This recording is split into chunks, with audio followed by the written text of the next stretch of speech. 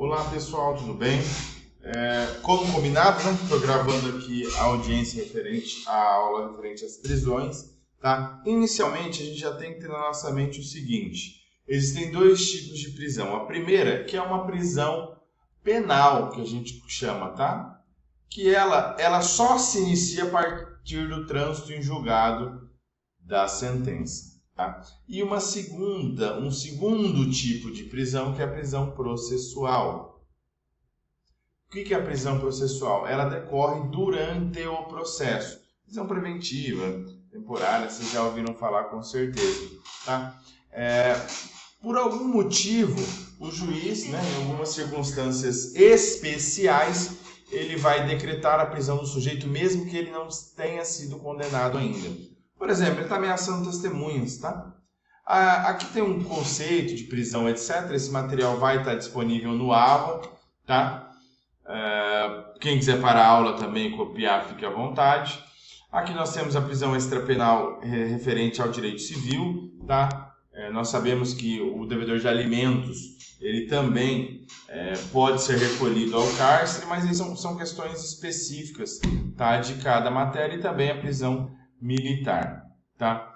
O que aconteceu com a prisão da sentença transitada em julgado, prisão penal, tá? Eu acho que até tem a divisão aqui.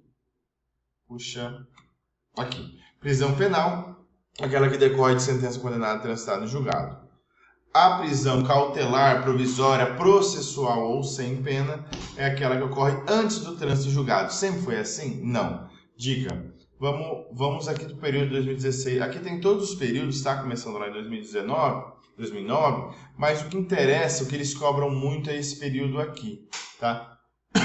De fevereiro de 2016 a novembro de 2019. O que aconteceu? Antes desse período, o sujeito ele necessitava do trânsito julgado para iniciar o cumprimento de pena dele. Como assim? Se ele ainda tivesse recursos pendentes, ele não poderia ser recolhido ao cárcere, a não ser que ele tivesse os requisitos do 312 lá da prisão cautelar. Então, se ele tivesse preso durante o processo, ele iria ser mantido no cárcere.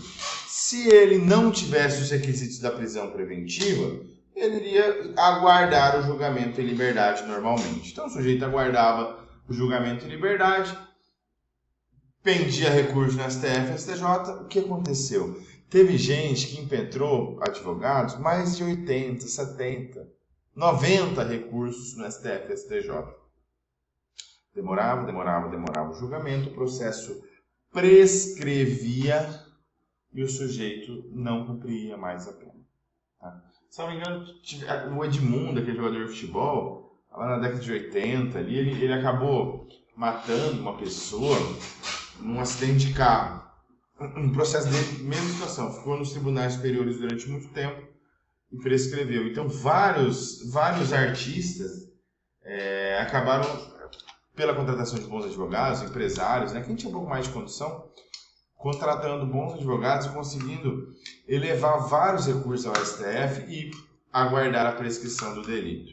Em 2016, o STF entendeu de uma forma diferente. Falou, gente, não dá mais para acontecer isso. Tá? Quem tem dinheiro recorre no STF e STJ, não cumpre a pena e prescreve. Quem tem menos condições não consegue subir recurso aos tribunais superiores e o processo acaba ficando em primeiro e segundo grau. Tá? Bem, em 2016 o STF, pelo ministro Teori Zavascki, que acabou falecendo alguns anos depois, retornou à primeira posição lá de 2009 que o STF tinha, dizendo o seguinte: eu posso, a partir do segundo grau, que é segundo grau, o cara teve um processo de condenação em Dourados. Dourados é primeiro grau, é um juiz só que julga. Ele recorreu para Campo Grande, para o tribunal, através de uma apelação. Foi para o tribunal manteve a condenação do sujeito. Segundo o STF, à época, após uma condenação em segundo grau, ou seja, o juiz te condenou, foi para Campo Grande, os 3 desembargadores te condenaram, mantiveram a decisão do juiz de primeiro grau.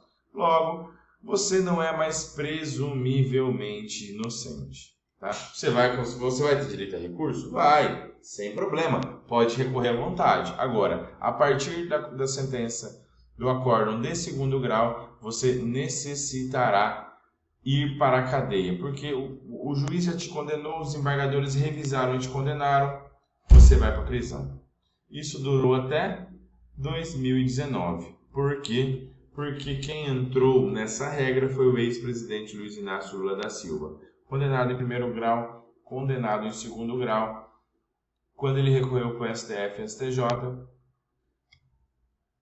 ele já tinha um acordo condenatório em segundo grau. Ele necessitou ir para a prisão. Ele ficou preso durante um tempo. Em 7 de novembro de 2019, ou seja, 3 anos depois, o STF revisou e pensou melhor, mudou sua opinião. Falou, nossa, a gente errou.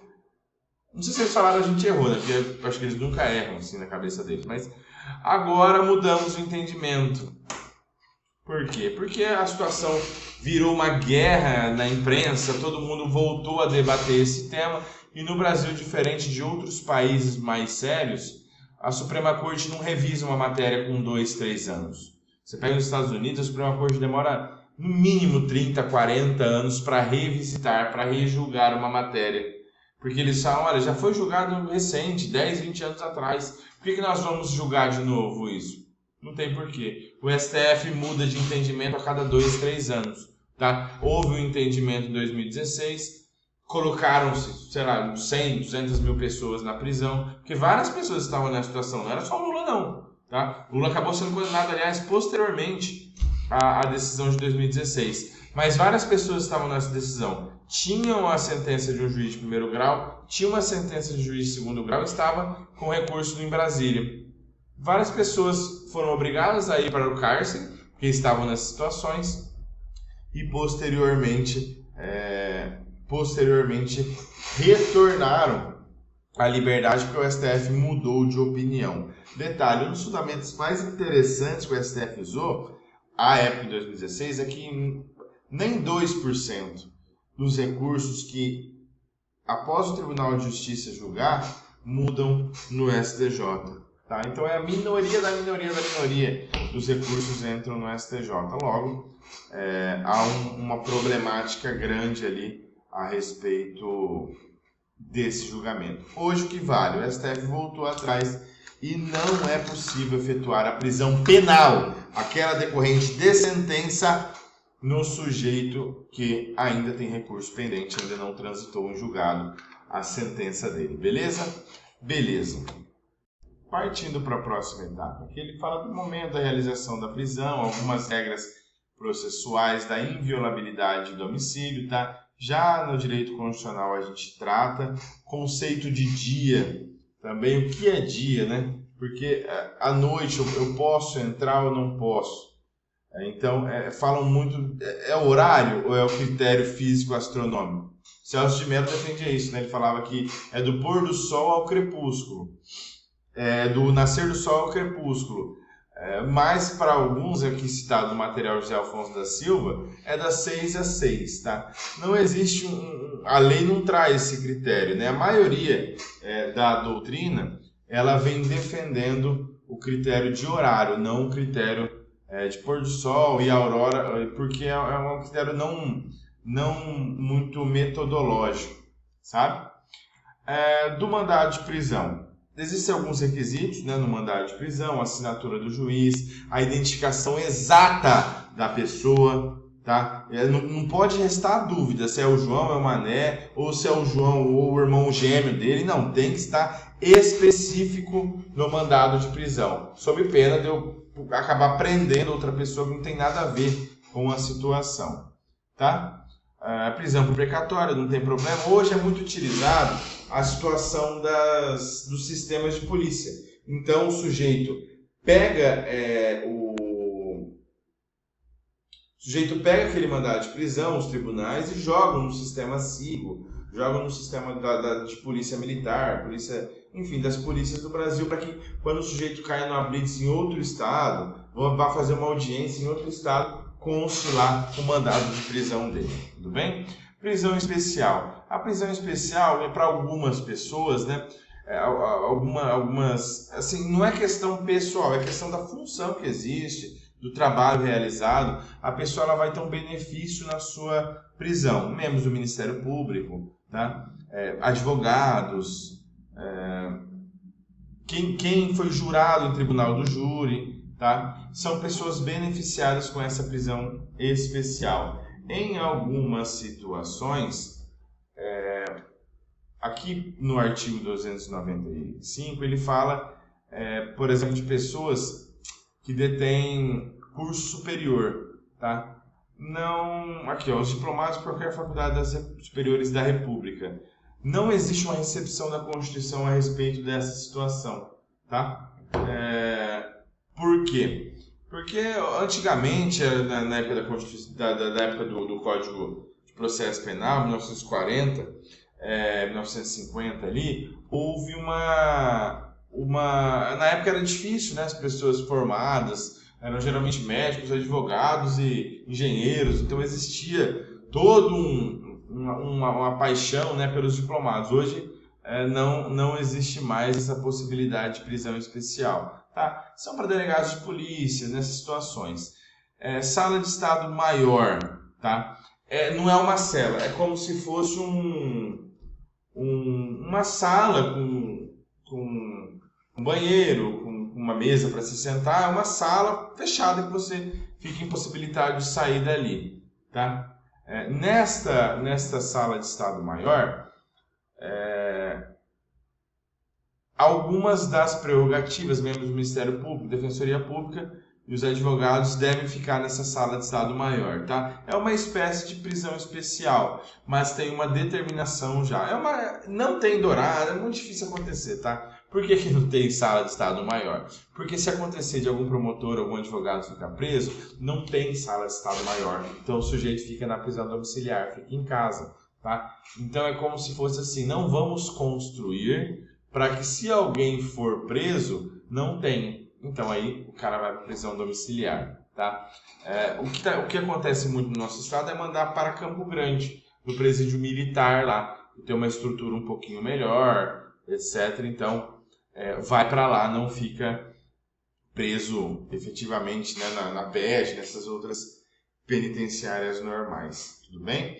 Prisão em flagrante, por que, né, que existiu a prisão em flagrante? Está lá já no artigo 5º da Constituição Federal, e fala: evitar a fuga do infrator, auxiliar na colheita de elementos informativos, impedir a própria consumação do delito e preservar a integridade física, tá? É uma das espécies das prisões cautelares, tá? Prisão pré-processual. O sujeito está cometendo um crime, nós vamos ver aqui as hipóteses de prisão em flagrante, mas o sujeito está cometendo um crime ou logo após, né? E ele é pego, qualquer um do povo pode ir lá e prender ele. Qualquer um do povo pode. Os policiais, os agentes de segurança têm o dever de ir lá e prender o sujeito, tá? Como que funcionava antigamente? O sujeito, ele não tinha audiência de custódia, tá? Então, vinha por um papel o auto de prisão em flagrante, o juiz mandava para o MP, mandava para a defensoria ou para o advogado, se manifestavam e o juiz, por escrito, escrevia se mantinha o sujeito preso pela prisão preventiva, se soltava o sujeito, dava uma liberdade provisória para ele, a liberdade provisória, eu confio em você, não faça mais nenhum crime, você vai responder no processo de liberdade, que é a regra, deveria ser a regra, e você vai responder o processo de liberdade, só que você tem que me dar seu endereço, me dar onde você trabalha, vai me informando, tá? Para eu poder, você responde o processo de liberdade sem problema nenhum, tá?